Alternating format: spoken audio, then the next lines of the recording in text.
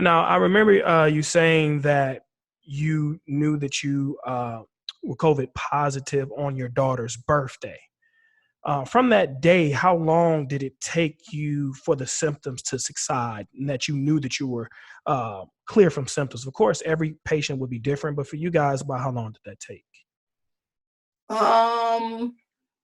That day, okay, so that was the last day of my temperatures, April 3rd. So then by April the 5th, it had been 72 hours. No, I didn't feel bad, but Lisa was trying, oh, you got a temperature, and it was 100. So it really wasn't bad, but I took a pill. So on April the 3rd, I took some more pills, but I didn't take any pills on the 4th, 5th, and the 6th. So that would have been the 72 hours with no more symptoms. And Lisa just had the cough. And again, her cough was existent before we tested COVID, positive. But as of, we didn't see any people or touch any people outside of us two for 26 days, 27 days, 26, 20 days. And that was the day we went down and verified that she was negative. And we went on our way home. We stopped at Flint, saw her mom and sister, hugged them, kissed them, and then came back to Saginaw, saw my parents. And I banged on the door. It was probably like 10, 11 o'clock. I banged on the door because I just needed to touch my parents and my daughter. And so when they opened the door, my mama got her pajamas on, and I'm jumping and screaming and hugging her and laughing. And so she's laughing. And I know probably inside she was like, I don't know if I should be touching Taco, but I didn't give her a chance not to touch me. Right. And then, I hugged my daughter. I jumped on her. I was punching her and all that. It was just good to see her than my dad. So it was just exciting. But yeah, it was about 20. We were quarantined about 25 or 6 days. Mm-hmm. Yeah, but we were really, I guess you would say, sick or not feeling well. I think about 2 weeks, 14. No, but it was more. Like 3 weeks. It was 2.5. It was going to 3 weeks, but we didn't have any symptoms. However, we still stayed away because we saw a video of a young lady who had the virus. The virus ran its course. She felt perfect like we do. Mm-hmm. Energy level, everything, no symptoms. And yet she still tested positive after the second test. So we wanted to make sure that it was out of our system.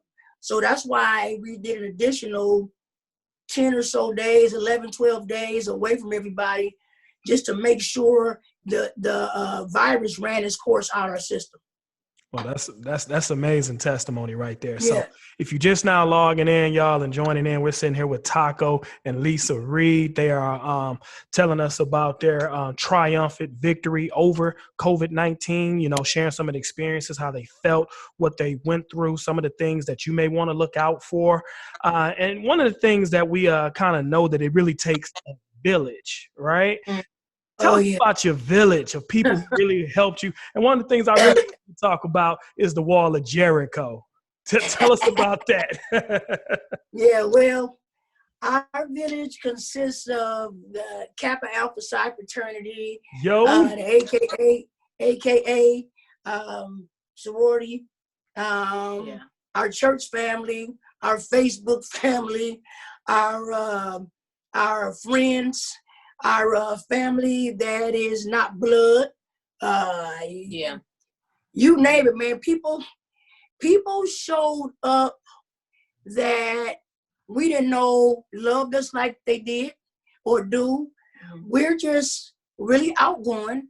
We love on everybody. We treat everybody right, no matter how you look or what your ethnicity is. We just treat everybody right. I sometimes I see people and I don't know who they are. I promise you, I don't know who they are. I talk to them like we just got finished breaking bread.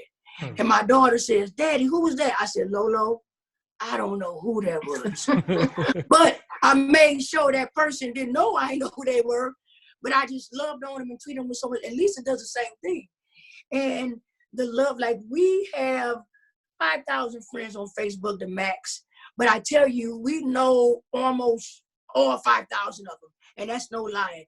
From our friends from Japan that we really know them, all the way to the East Coast, up and down. We got family, friends, classmates, you name it. We connect with them, and they showed up for us sending. We have friends from California sending packages in the mail. And these packages, where I work in healthcare, they were elaborate, like when they send vaccines and they come in with ice pack. It was so elaborate, like it came from the business, and they spent some good money on the shipping. To friends, her AKA sorority sisters, bringing food every day. I mean, most of the time we had to get up because our doorbell was saying somebody's at the door. On our Ring doorbell, somebody's at the door. So you couldn't just lay in the bed. And then some days it would be loads of groceries at the front door or at the back door, and they just didn't hit the Ring doorbell. And so, people, if we didn't have that village, we would have had, because Lisa couldn't cook. I sure enough couldn't cook because I could barely eat. And we had family. So on this particular day, it was April the 1st, actually April Fool's Day, the day they told me to go to the hospital because my fever was bad. So Lisa called all our family in town, and they began to pray.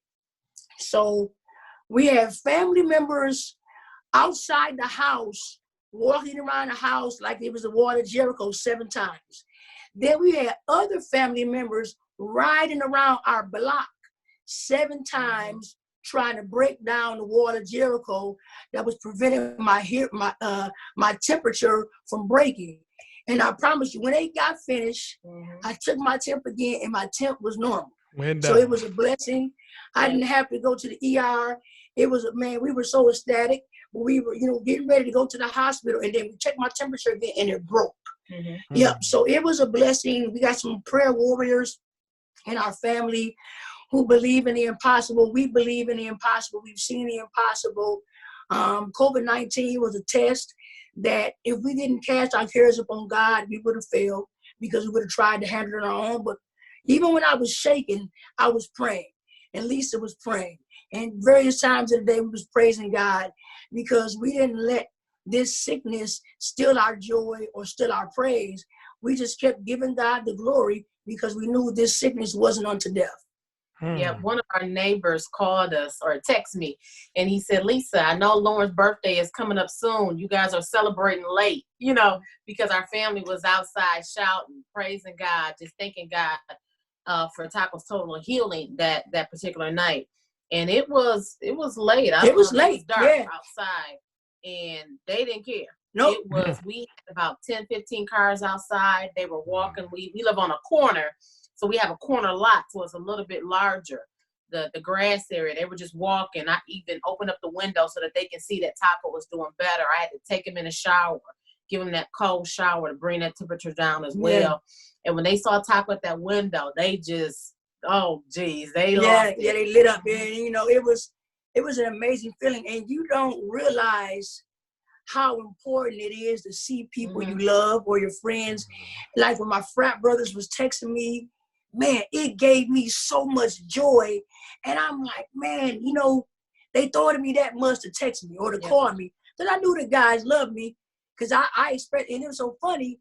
The day before we felt the symptoms, I called all my frat brothers and I asked them, were they okay? I was checking on them and I was showing love to them, not realizing the very next week they were going to have to reciprocate it. And Lisa did the same thing. She sent edible arrangements to some of her older sorors, just to send them some fruit. Hey, I'm thinking of you. I hope you're well. We're quarantined, blah, blah, blah. And they end up having to be reciprocated unto her. And it was just a blessing that people loved us that much to take time out their day to call us, to text us, to pray for us, to bring us food. I promise you, man, we're in debt to our city, our friends, our family, to God. We don't take any of it lightly, but I thank God for the personalities that we have, but just to love on everybody and treat people right.